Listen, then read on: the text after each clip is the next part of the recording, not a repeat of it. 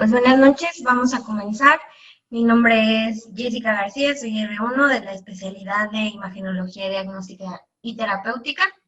El día de hoy voy a hablarles sobre neoplasias testiculares y vamos a comenzar con un pequeño recordatorio de lo que vimos la clase pasada, solamente para puntualizar en algunas cuestiones que nos van a ayudar a entender esta patología. Entonces, recordemos que las funciones del testículo van a ser tanto funciones reproductoras mediante el proceso de espermatogénesis, en el que van a estar involucradas pues células germinales que se encuentran en la zona tubular, en los túbulos seminíferos, al igual que células de Sertoli que van a encargarse del sostén y de la nutrición. Entonces, podemos ver en el esquema histológico de la derecha cómo está dispuesto el epitelio germinal del testículo y el proceso de espermatogénesis. Pues las espermatogonias, los espermatocitos, las espermatides y ya como tal en el centro los espermatozoides maduros. Entonces, pues tener bien claro que este proceso se lleva a cabo mediante mecanismos de mitosis y meiosis. Bueno, el testículo también va a tener una función endocrina que está dada por las células de Leydig. Estas células son responsables de la fabricación de testosterona que van a responder al estímulo de FSH y LH, produciendo testosterona de manera pulsátil. Entonces, estos dos tipos histológicos, estas células son pues de las más abundantes, las principales, pero bueno, también tenemos las intersticiales que van a estar formadas por fibroblastos y macrófagos. Entonces es importante este recordatorio para así relacionarlo con los tipos y las variantes de tumores que hay en el testículo. Entonces, bueno, como tal, las neoplasias testiculares van a representar el 5% de las neoplasias sólidas que van a aparecer entre los 15 y 35 años de edad, con otro pico de incidencia en pacientes de edad avanzada entre los 60 y los 70 años. El INCAN va a agregar un pico de incidencia en la infancia, pero de manera global pues se consideran estos dos picos los más importantes. Bueno, también es importante mencionar, en esta gráfica de la derecha podemos ver cómo en las últimas 4 décadas la incidencia de estas neoplasias se incrementó a nivel mundial. Aunque, bueno, puede ser por las mejoras diagnósticas o también puede ser por el aumento a los factores de riesgo. Lo importante que hay que tomar en cuenta es que estas neoplasias pues tienden ahorita, bueno, en la actualidad, a aumentar, entonces, para tomarlos en cuenta. Entonces, bueno, van a tener una incidencia de 5 a 8, dependiendo de la bibliografía consultada, por 100,000 habitantes, de 7,000 a 9,000 casos nuevos, y anualmente en México se consideran algunas de 300 a 500 defunciones anuales. También, pues, es importante tener en cuenta esta patología, ya que se considera una neoplasia altamente curable cuando es diagnosticada de manera temprana. Entonces, pues es ahí en donde entra nuestra especialidad en la detección temprana, si es que, bueno, son referidos a tiempo, ¿no? De todos estos pacientes. Bueno, en cuanto a los factores de riesgo, vamos a tener que hay varios importantes. Hay algunos factores genéticos, hay algunos tipos histológicos que están relacionados directamente a anomalías aneuploides y con ganancias del cromosoma, de un brazo corto del cromosoma 12. Aunque no son todas, pero bueno, se tienen ya bien establecidas estas anomalías cromosómicas. En cuanto a un factor de riesgo más común es la criptorquidia.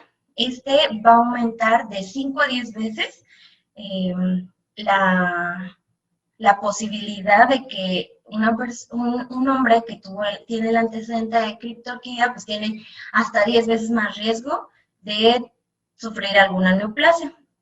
Pues se trata de uno de los principales riesgos, y en cuanto mayor sea la ubicación del testículo que no descendió, más importante va a ser el riesgo. Entonces, esto pues nos recuerda, o hay que tomar en cuenta, que hay que darles un seguimiento a los pacientes después de que se les realiza la orquidopexia, porque pues el riesgo ya estuvo a pesar de que ya esté descendido el testículo.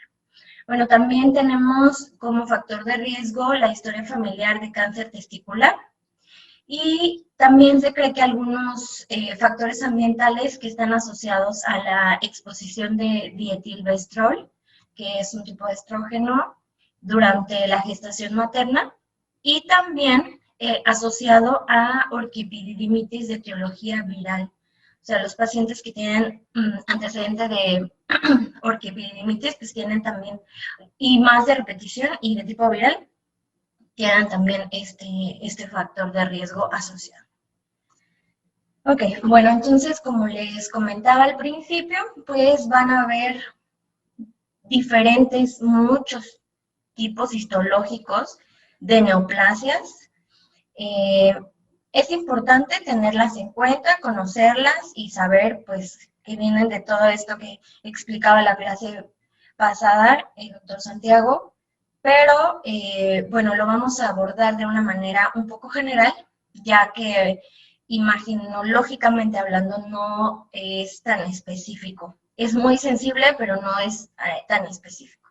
Entonces, bueno, tenemos los tumores de células germinales, los tumores del cordón sexual y del estroma, de mixtos, de estirpe linfoide y pues leucemia, y los misceláneos, junto con las metástasis. Entonces, bueno, de las germinales van a dividirse en dos, en las precursoras y en los seminomas y no seminomas, que son de los más comunes.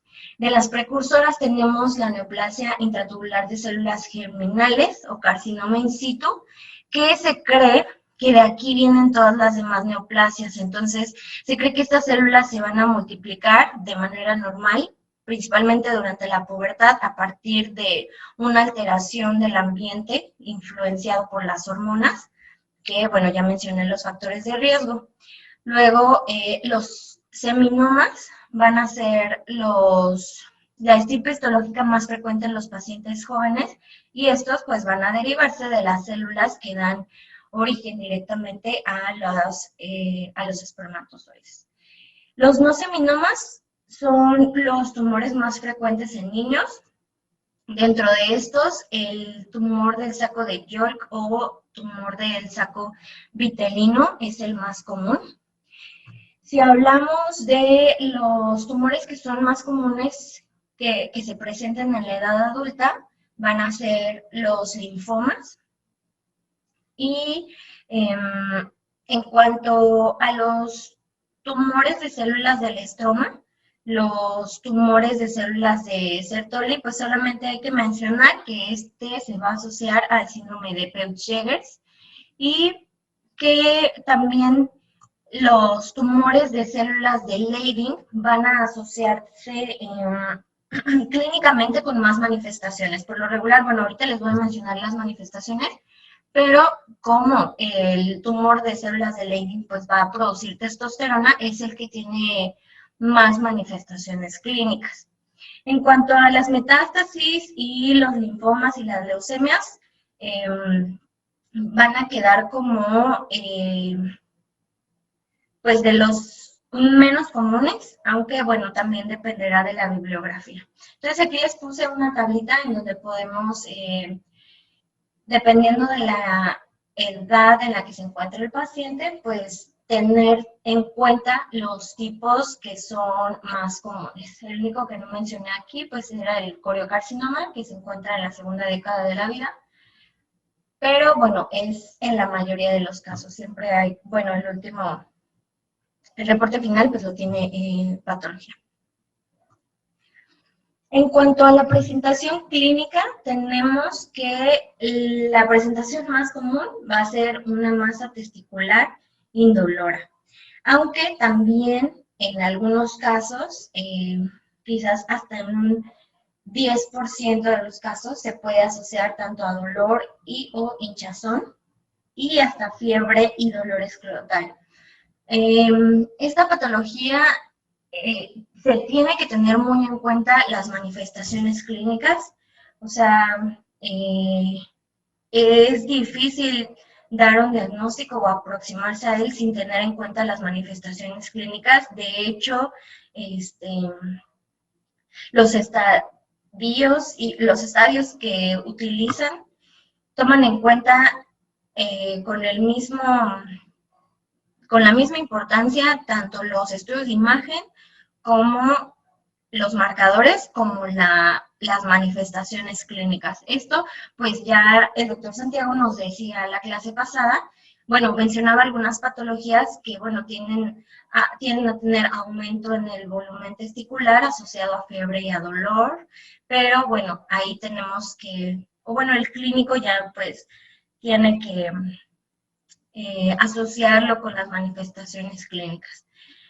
Bueno, en aproximadamente el 20% de los pacientes, o 1 de cada 4 pacientes, van a presentarse ya con síntomas asociados a metástasis, como pueden ser el dolor de espalda, disnea y hemoptisis. El dolor de espalda, pues es importante que se diferencie como de un dolor musculoesquelético a pues el dolor causado por las metástasis o adenopatías retroperitoneales que voy a explicarles en un momento. Y bueno,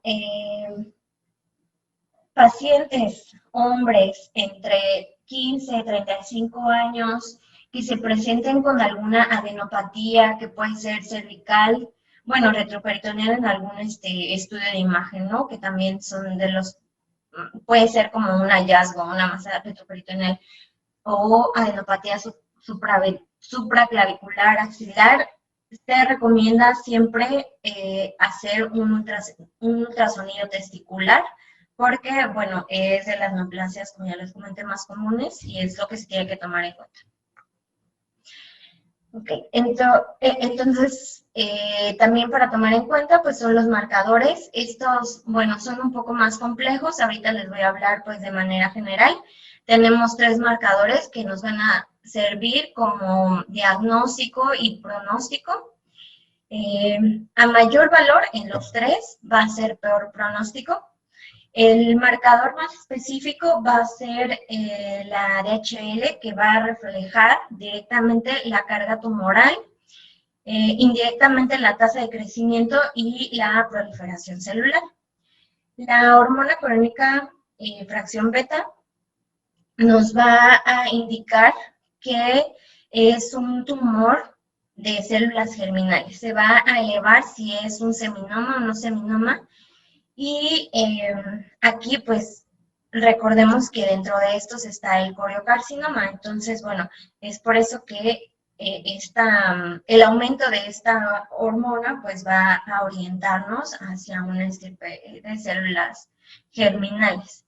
Y el marcador específico para las neoplasias que son no seminomas va a ser la alfa-fetoproteína, que solamente se va a elevar en estos casos, que pues sería el tumor de saco vitelino o de seno endodérmico. Entonces, de manera general, pues estos son los 3 marcadores que hay que tomar en cuenta y pues orientarnos un poco, ¿no? Para poder de alguna manera orientar al clínico hacia alguna estirpe. Entonces, bueno, vamos a pasar a los métodos de imagen. En cuanto a los métodos de imagen, la ecografía testicular, el ultrasonido, va a representar el estándar de referencia de la evaluación por imagen. Al igual que como Rodrigo nos mencionaba en la clase pasada, el ultrasonido es el que se va a utilizar, la primera opción al sospechar esta neoplasia o cualquier patología de testículo. Este va a tener una sensibilidad, nos dice la bibliografía, de hasta 98-100% si se combina con la exploración física. Entonces, pues es el estándar de referencia. En cuanto a la radiografía de tórax, va a proporcionarnos una base para evaluar la enfermedad, invasión de la enfermedad, para evaluar la enfermedad mediastinal, que puede asociarse pues, a las neoplasias testiculares, así como para el seguimiento post-tratamiento de estos pacientes. En cuanto a la tomografía, va a ser la modalidad principal para la estadificación del cáncer testicular. Aproximadamente, como ya les decía, de 1 a 4 pacientes o del 25 al 40% de los pacientes se presentan con metástasis. Entonces, pues mediante la tomografía va a ser una manera en la que vamos a poder llegar al diagnóstico. Y en cuanto a la resonancia magnética, bueno, se va a reservar para los casos que tengan un diagnóstico incierto y esta va a tener una especificidad, una sensibilidad del 100%, pero una especificidad más o menos entre el 85 y 87%. Entonces vamos a empezar con los ejemplos. Bueno, aquí tenemos una amplificación de un ultrasonido en escala de grises tomado con un transductor lineal dirigido hacia el testículo izquierdo. Tenemos aquí un corte transversal en el que observamos todo el parénquima testicular heterogéneo a expensas de múltiples imágenes puntiformes y perecoicas. Estas van a estar en relación a microlitiasis testiculares. Este estudio se realizó en un masculino de 20 años de edad con el diagnóstico solamente de neoplasia testicular, no se especifica qué estirpe. Y bueno, el hallazgo de las microlitiasis va a ser común en pacientes con neoplasias testiculares. La asociación de este factor de riesgo con el diagnóstico de neoplasias no está bien establecido, ha sido controversial, aunque los datos más recientes pues apuntan a que no predispone a malignidad, pero sí no descarta que esté asociado a las neoplasias. O sea, ¿qué quiere decir?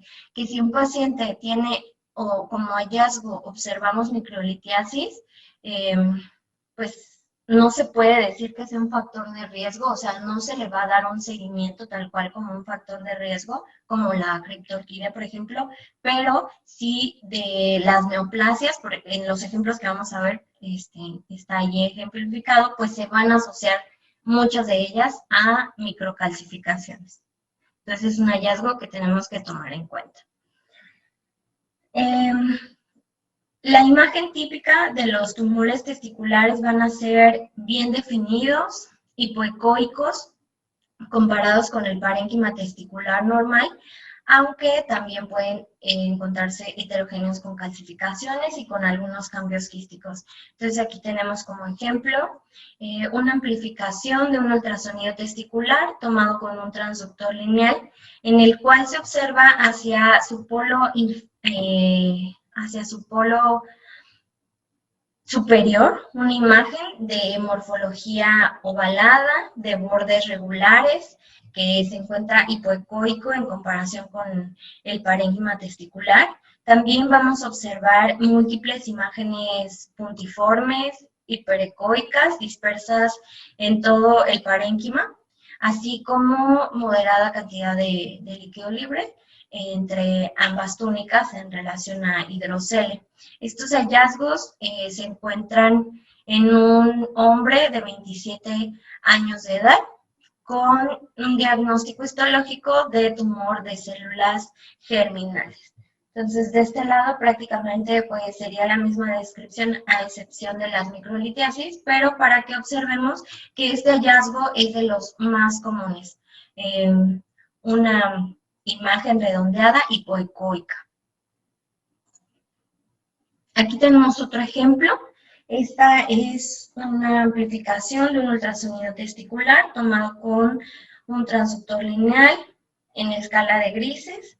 Vamos a observar que hay un aumento en todo el testículo, en todo su tamaño. El parénquima va a observarse casi completamente reemplazado por esta imagen. Es una imagen de morfología ovalada, lobulada, de ecogenicidad heterogénea, de predominio ecogénico, con algunas zonas anecoicas, que a la aplicación de Doppler color va a identificarse un aumento en la vascularidad, tanto periférica como aumento en la vascularidad interna. Aquí es importante recalcar que el aumento en la vascularidad no es específico de tumores testiculares. Entonces, tanto puede haber aumento como puede encontrarse normal la vascularidad. Estos hallazgos están en relación a un seminoma testicular en un paciente de 45 años. Y bueno, aquí podemos comparar estos hallazgos por imagen con la muestra patológica, que pues bueno, va a estar, bueno, si los comparamos, pues tienen mucha relación y pues casi completamente, como les mencionaba, está sustituido el parénquima por este tumor. Aquí tenemos otra imagen, es un barrido extendido de otro ultrasonido. Este es otro ejemplo, ultrasonido testicular, en donde el parénquima va a observarse heterogéneo, de predominio ecogénico, con múltiples áreas anecoicas. Se observa también este corte transverso, en donde se van a corroborar estas áreas quísticas distribuidas por todo el parénquima, y a la aplicación de Doppler color vamos a identificar también aumento en la vascularidad intrínseca de esta masa. Estos hallazgos en el corte transversal van a coincidir con los de la pieza patológica, en donde podemos pues apreciar las similitudes. Aquí en la pieza patológica pues podemos ver cómo hay zonas nodulares, zonas hemorrágicas y aquí zonas de congestión que se traducen en la imagen como las zonas anecoicas y heterogéneas en todo el parénquima. Esto pues se encuentra en relación a un tumor de células mixtas. Y aquí tenemos otro ejemplo también. Esta es una amplificación de un ultrasonido en escala de grises tomado con un transductor lineal dirigido al testículo, en donde vamos a observar una masa de contenido heterogéneo con múltiples áreas de morfología irregular, de contenido anecoico, que van a tener refuerzo acústico posterior, las cuales a la aplicación del Doppler color vamos a ver cómo hay porciones sólidas en esta masa en las que se va a identificar vascularidad intrínseca. También podemos compararlo con la pieza patológica, en donde vamos a observar estos espacios quísticos, así como zonas de congestión. Estos hallazgos en relación a una tumoración de células germinales del saco de York. Entonces, aquí la flecha blanca nos señala, pues, cómo se observan estas imágenes quísticas en el ultrasonido y, pues, como un espacio vacío prácticamente en la pieza patológica. Bueno, aquí tenemos otro ejemplo. Del lado izquierdo de la pantalla vamos a observar una amplificación de un ultrasonido en escala de grises tomado con un transductor lineal. Aquí el parénquima va a observarse heterogéneo, con algunas zonas hiperecoicas mal delimitadas, también acompañada de hidrocele. Esto va a corresponder a un paciente con leucemia, diagnóstico de leucemia. Hay que tomar en cuenta que la leucemia es la segunda causa más común de metástasis testiculares. Y bueno, recordemos que el testículo va a ser uno de los órganos santuarios en este padecimiento, ya que debido a las túnicas que contiene, bueno, que rodean al testículo y a su barrera hemática, pues la quimioterapia va a actuar de manera igual que en otros órganos, va a inhibir la concentración de quimioterápicos, haciendo que los testículos sean susceptibles a invasión. Entonces, pues hay que tener en mente siempre que es la segunda causa más común de metástasis testicular. Esta imagen del lado derecho es un ultrasonido en escala de grises tomada con un transductor lineal. Esta está dirigida hacia el testículo y aquí vamos a observar esta imagen de morfología ovalada, de bordes lobulados y mal definidos, heterogénea de predominio hipoecoico, con una zona quística en su interior que representa refuerzo acústico. También va a estar acompañado de hidrocele. Esto es en relación a un paciente con reporte histopatológico de metástasis. Su primario fue un melanoma. Entonces, para comparar cómo pues, los hallazgos pueden ser diferentes, pero como les decía hace un momento, pues no son específicos de algún estirpe en particular. Ahorita les estoy mencionando los hallazgos que podemos encontrar en las neoplasias, pero como tal no hay algún hallazgo específico para un estirpe. Bueno, aquí tenemos otro ejemplo.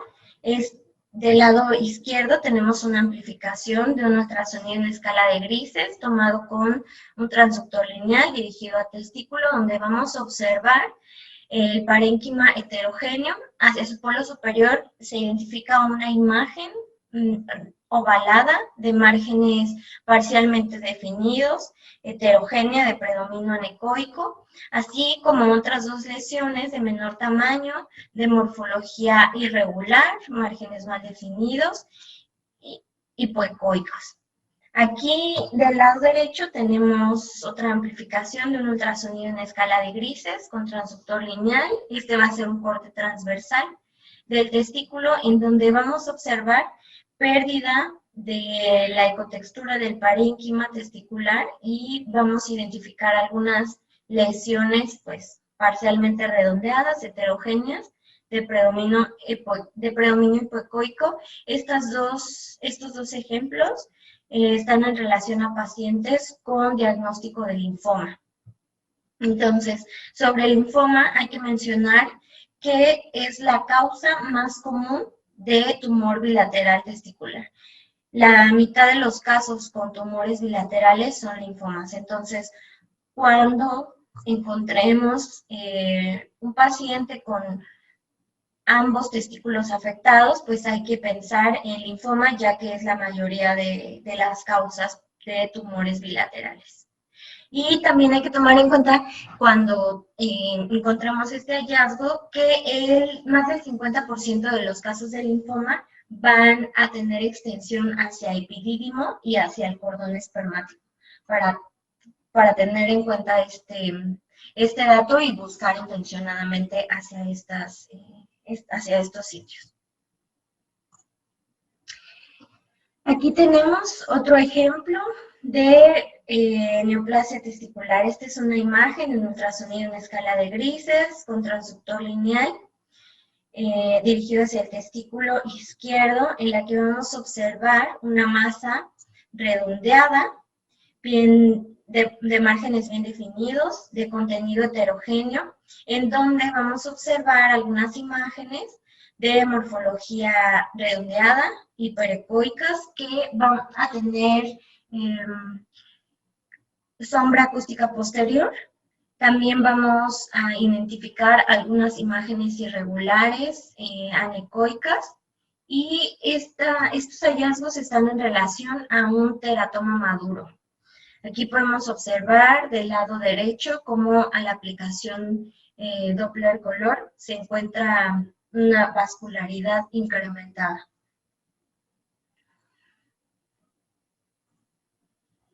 Y bueno, este es otro ejemplo donde vamos a observar, bueno, este ultrasonido en escala de grises tomado con transductor lineal en un corte tanto transverso como longitudinal. Vamos a observar una lesión redondeada de márgenes regulares, hipoecoica. En este caso, la lesión no se encuentra desplazando al parénquima, sino intraparenquimatosa, y se trata de un paciente con diagnóstico de tumor de células de Leydig. De este tumor, de este estirpe, ya les mencionaba al principio, el tumor de células de Leydig va a estar asociado principalmente a ginecomastia.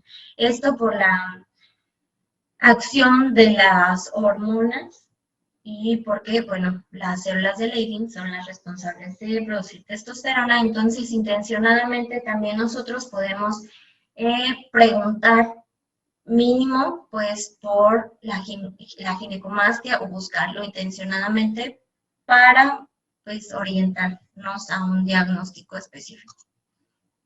Y por último, aquí tenemos este ejemplo de ultrasonido. Es una amplificación de un ultrasonido en escala de grises, tomado con un transductor lineal dirigido hacia el testículo en un corte longitudinal. Aquí vamos a observar el parénquima heterogéneo con múltiples ecos hiperecoicos distribuidos de manera difusa, así como dos imágenes de morfología irregular, hiperecoica, que van a proyectar, pues, esta evidente sombra acústica posterior. Estas lesiones se encuentran en relación a calcificaciones producidas por un tumor de células de Sertoli. Igual, no todos los tumores de células de Sertoli tienen estas calcificaciones, pero en este paciente pues se encontraron estos hallazgos. Entonces, en cuanto a la evaluación de ultrasonido, pues nos va a dar una idea de cómo se encuentra la neoplasia dentro del testículo. Y para la descalificación, pues ya vamos a utilizar la tomografía. Para la estadificación, el sistema que es más utilizado y el que voy a explicarles es el TNM, ya que pues sí, es el más utilizado. Este va a tener siempre o va a estadificarse con el reporte de patología. Casi todas las neoplasias o las sospechas de neoplasias se someten a orquiectomías y se evalúan y ya es como pueden estadificar el tumor. Entonces, en el TX es porque no se ha hecho la orquiectomía, no se puede evaluar. En el T0 puede ser un tumor quemado, que voy a explicarles más adelante, o que se haya originado en un lugar diferente al testículo.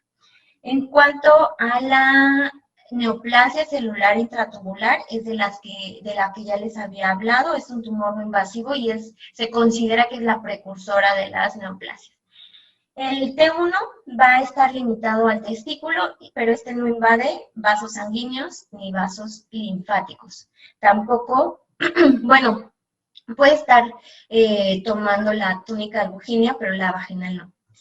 En el T2 va a seguir limitado a testículo, pero puede invadir vasos sanguíneos, vasos linfáticos y puede estar afectando todas las cubiertas del testículo. En T3 va a invadir cordón espermático y en el T4 ya va a estar invadiendo el escroto. Esto es en cuanto a la T del tumor. En cuanto a las neoplasias, primero pues tenemos que mencionar y recordar, este tema ya lo habíamos repasado alguna vez en un artículo que nos expuso la doctora Mabel. Hay algunos ganglios linfáticos que se consideran regionales en la patología testicular. Estos van a ser los nódulos paraórticos. Entonces, hay que tomar en cuenta los preaórticos y precavos, los los laterales, tanto cabo como aórticos, y los aortocavos, los que se encuentran entre la vena cava y la aorta. Entonces, si algún ganglio de estos está tomado, pues se considera todavía que son son ganglios regionales. Entonces, hay que tomarlo en cuenta. Entonces, así es como pasamos a la N, en la que la X igual no pueden evaluarse. en la 0 no hay metástasis, y el 1, 2 y 3 va a depender de las medidas que tienen estos nódulos. El 1 va a ser menor de 2 centímetros, estos pueden ser en uno o varios. El 2 es entre 2.5 y, bueno, 2 y 5 centímetros. Igual puede ser uno o varios. Y el N3 van a ser ganglios con un diámetro en eje corto de más de 5 centímetros. De eso va a depender la N. Y la M, pues va a depender de las metástasis, los órganos donde principalmente pues, hacen metástasis estas neoplasias son pulmón, hígado y hueso. Entonces, la M no se puede evaluar, la 0 no hay, metástasis a distancia. En cuanto a la que hay metástasis, va a dividirse entre A y B. En la A hay metástasis pulmonares, porque en este orden que les mencioné es más frecuente que estén en las metástasis. Entonces, metástasis a pulmón o ganglios lejanos al testículo, y la letra B va a ser para zonas que son distintas a los pulmones o distintos de los ganglios. Tampoco hay características específicas, pero sí hay algunas que nos pueden orientar. Los seminomas tienden a presentarse en metástasis más como enfermedades pleurales o derrames pleurales y metástasis de gran tamaño. Y los no seminomas tienden a ser metástasis de ganglios más pequeños, periféricos y con una distribución aleatoria. Entonces, así es como llegamos a la agrupación por estadios, que es la que se utiliza. Comúnmente esta va a basarse en parámetros tanto histológicos, marcadores tumorales, la imagen y el examen clínico. De manera general, no voy a explicarle todos los estadios, pero el estadio 1 es la enfermedad que se limita a los testículos sin enfermedad ganglionar o metástasis. Esta va a tener A, B y S, que van a distinguirse dependiendo de qué marcadores permanecen elevados después de la orquiectomía. En cuanto al estadio 2, va a ser enfermedad que se limita al retroperitoneo, a los ganglios que se encuentran aquí, y las letras A, B y C van a depender de lo que ya les mencioné hace un momento, del tamaño, que sea menor de 2, 2 y 5 y más de 5 centímetros. Y el estadio 3 va a incluir las metástasis que se diseminan más allá del retroperitoneo. En cuanto a los estadiajes, pues es importante nosotros buscar, medir intencionadamente, ya que esto depende del tratamiento del paciente. En un estadio 1 van a ser sometidos a vigilancia y después de la orquiectomía, y en un estadio 2 van a comenzar la quimioterapia. Entonces, bueno, pues aquí radica la importancia que tiene nuestro reporte, nuestros hallazgos para pues, el tratamiento de los pacientes en esta patología. Entonces, bueno, vamos a comenzar con los ejemplos de las metástasis. Aquí tenemos el caso de un hombre de 45 años de edad con antecedente de criptorquidia. Este paciente va a consultar por disnea, que desde hacía 4 meses se encontraba con disnea de grandes esfuerzos, pero se intensifica 2 semanas previas a la consulta. También refiere él igual de 4 meses de evolución, un agrandamiento testicular que es no doloroso, y pues a la exploración física se observa una masa testicular derecha, pétrea, no dolorosa, que no reduce, aproximadamente de 16 por 14 centímetros, acompañado de una adenopatía inguinal izquierda. En este paciente, por la manifestación de disnea, se le realiza una radiografía de tórax postero-anterior, en la que vamos a observar tanto tejidos óseos como tejidos blandos sin evidencia de lesiones. En el parénquima pulmonar, hacia el lóbulo superior derecho, vamos a observar estas imágenes redondeadas, radiopacas, aquí, así como un ensanchamiento mediastínico en el ilio derecho. Estos hallazgos van a encontrarse en relación a metástasis pulmonares. El reporte histopatológico fue de un seminoma. Y aquí tenemos otro ejemplo. Es un paciente de 19 años de edad que va a acudir a consulta a valoración manifestando un cuadro de dolor. Bueno, refería a un dolor torácico, predominantemente en el tórax izquierdo, acompañado de pérdida ponderal de peso, no se especifica cuánto, pero pérdida ponderal, y se le realiza una tele de tórax en la que lo valorable de tejidos blandos, con mala técnica en cuanto a tejidos blandos y tejidos óseos, no vamos a observar alteraciones.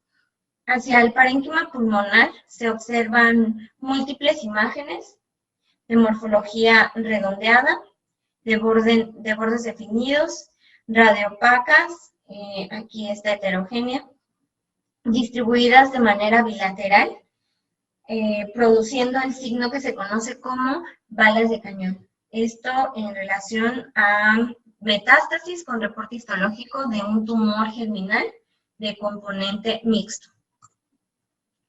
Y bueno, como les decía en la diapositiva en donde expliqué los métodos de imagen, la tomografía del tórax va a ser sensible para detectar adenopatías, tanto mediastinales, supraclaviculares, también la enfermedad pleural y derrames, que es una de las manifestaciones. Y de manera general, los nódulos o los ganglios con diámetro mayor de 10 milímetros en eje corto van a ser consideradas sospechosas. Entonces, hay que recordar que esto va a tener algunas limitaciones, especialmente en el retroperitoneo, ya que algo que hay que considerar es que las adenopatías en retroperitoneo inferior van a tender a ser más grandes. Entonces, les repito, como consenso general, más de 10 milímetros en eje corto se consideran anormales y de 8 a 10 milímetros sospechosos. Sí, lo dije al revés hace un rato. Entonces, de 8 a 10 sospechosos, más de 10 anormales. Entonces, aquí tenemos como ejemplo una amplificación de un corte tomográfico axial en ventana para tejidos blandos en una fase arterial. En lo valorable de estructuras óseas y tejidos blandos se observan sin evidencia de alteraciones. Del lado izquierdo de la aorta vamos a observar ganglios, ganglios linfáticos ovalados, más bien alargados, con medida de 12 milímetros en eje corto, lo que correspondería a un estadio 2A, según lo que ya les expliqué. Este caso tiene reporte histopatológico de un tumor de células mixtas, tanto de seminoma como de saco de Yolk. En esta imagen pues no se observan más alteraciones más que estas. En este siguiente ejemplo vamos a observar este corte tomográfico axial de una tomografía abdominal con ventana para tejidos blandos en fase arterial, en lo valorable de tejidos blandos y estructuras óseas sin evidencia de alteraciones. Y vamos a observar en retroperitoneo esta imagen redondeada de márgenes circunscritos con una densidad similar a la de los músculos de la pared abdominal. El pie de página nos dice que tiene una medida de 5.5 centímetros. Está en relación a metástasis ganglionar que corresponde a un estadio 2C. El reporte histológico es de un seminoma Y bueno, hay que tomar en cuenta esto, que las linfadenopatías pueden ser el primer hallazgo de las neoplasias y los diámetros pueden ser pues tan grandes como esta que desplaza las estructuras. Bueno, no tanto como otros ejemplos que voy a enseñarles. Aquí tenemos este corte tomográfico axial de una tomografía de abdomen contrastada en fase venosa y también con contraste oral. Vamos a observar de localización paraórtica izquierda una imagen de morfología redonda, de bordes definidos, con densidad similar a los tejidos blandos. Esta es un ganglio, un crecimiento ganglionar de un paciente de 37 años con diagnóstico de un tumor de células germinales. Aquí, bueno, pues necesitamos más datos para estadiarlos o medidas exactas, entonces no sabemos el estadio. Y aquí tenemos otro ejemplo, es un corte axial de una tomografía abdominal contrastada, está en fase venosa, en donde vamos a observar en la región intercabo-aórtica una lesión ovalada de bordes regulares con densidad heterogénea que va a encontrarse desplazando tanto a estructuras vasculares como a estructuras del intestino, intestinales. Entonces, esta imagen corresponde a un paciente con 46 años de edad, con diagnóstico de un tumor de células germinales, que por el tamaño mayor de 5 centímetros se considera ya un estadio 2C. Ahora vamos a pasar a algo que igual ya les había comentado. Este es el tumor, así se le llama, tumor quemado, que va a consistir en una tumoración testicular primaria que va a regresar de manera espontánea y completa. En estos casos, el paciente va a presentar, o la manera en la que se va a llegar al diagnóstico es por los hallazgos en forma de enfermedad metastásica. Entonces, lo que tenemos que buscar en el testículo, ya que la neoplasia que se encontraba aquí sufrió una regresión, vamos a buscar hallazgos como cicatrices y calcificaciones que se asocian a este tipo de tumor, que es el tumor quemado. Entonces tenemos aquí del lado derecho un ultrasonido en escala de grises, tomado con un transductor lineal dirigido hacia el testículo, en el que vamos a observar dos imágenes de morfología irregular, de bordes igual irregulares, hipoecoicos. Asociados a esta imagen de morfología irregular, hiperecoica, que va a proyectar pues una pequeña sombra acústica posterior. En el corte tomográfico que vemos del lado izquierdo, podemos observar con ventana para tejidos blandos, en fase venosa, también con contraste oral. Esta masa, bueno, esta imagen de morfología pues, redondeada, de márgenes circunscritos, definidos, con un contenido heterogéneo por zonas hipodensas y algunas zonas hiperdensas, puntiformes, que se encuentran rodeando a toda la aorta abdominal. Estas imágenes van a corresponder a un tumor quemado de células germinales en un paciente de 43 años. Ahora, también lo mencioné, las imágenes y principalmente de tomografía y radiografía nos van a servir para darle un seguimiento a los pacientes que ya fueron tratados o a los que se les decidió darles vigilancia.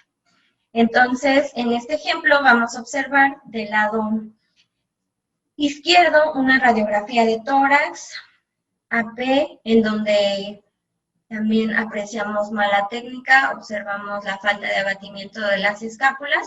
En lo valorable de tejidos blandos y estructuras óseas no vamos a observar alguna alteración.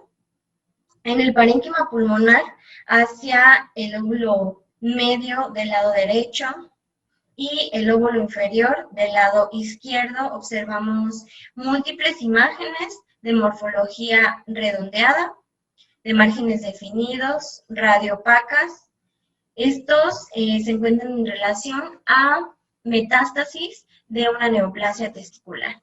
Del lado derecho vamos a observar un corte axial, de tomografía axial en ventana para pulmón a nivel del callado aórtico, en donde observamos estas mismas lesiones que les describí en la radiografía, como múltiples imágenes redondeadas, de bordes definidos, hiperintensas, distribuidas en todo el parénquima de manera difusa. Este paciente fue tratado con 4 ciclos de topósidos, cisplatina y fosfamida, tomándole estudios de control, las cuales revelan una resolución completa de las metástasis pulmonares. Entonces, observamos la radiografía y la tomografía con la resolución completa de estas metástasis. Entonces, tomar en cuenta que para eso también, asociado a estas neoplasias, pues utilizamos los métodos de imagen.